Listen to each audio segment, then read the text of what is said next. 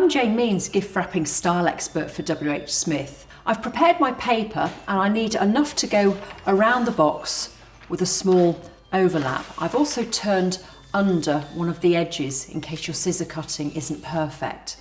And when you're measuring the sides, this is the biggest mistake people make. They have too much paper. So in a perfect world, your paper doesn't want to go any higher than the top of the box. The first thing I'm going to do is add my double-sided tape all the way along the top that I've folded over. Peel the tape away. What I do is I'm trying to disguise the seam on the edge of the box, because if you think when you buy a gift bag, you never have a seam going right through the middle, it's always disguised on the edge of the gift bag. So what I do is I get the paper positioned exactly where I want it to be. I don't stick it to the box. All I'm doing is hovering overhead like that to see where the edge of the box is. Bringing the paper around and sticking it down. And that is how you get the seam perfect on the edge of the box. I'm now going to do the folding of the box. First thing I'm going to do is get my hands and push the paper down. And the important bit is to get your two fingers and get right into the corner and crease the paper as you go along, so you get both of the angles matching exactly the same. Pull the paper in, really pull it in and get your little fingers and crease the paper as you go along. Certainly if you're using a thicker paper, it'll be a lot more manageable by doing this.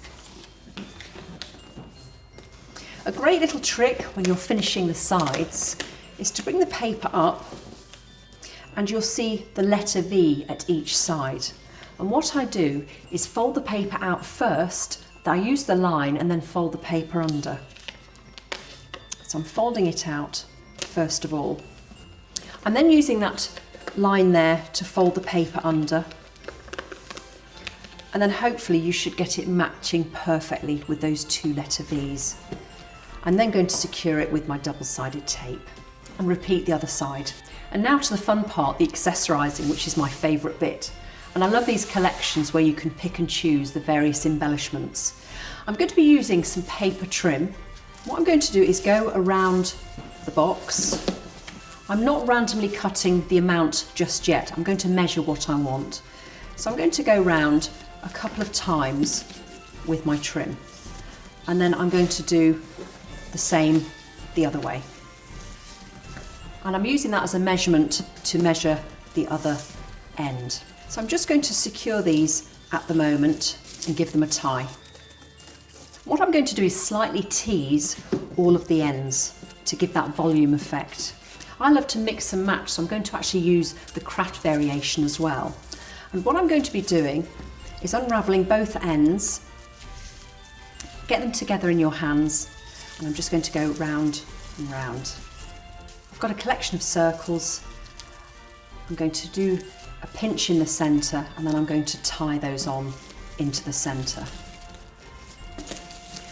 And then to finish off, I'm going to write my tag and add it onto the present. Add the tag on and finish off with a simple bow. Try and ensure your loops are the same size as all of the other loops. And there we have our wrapped box.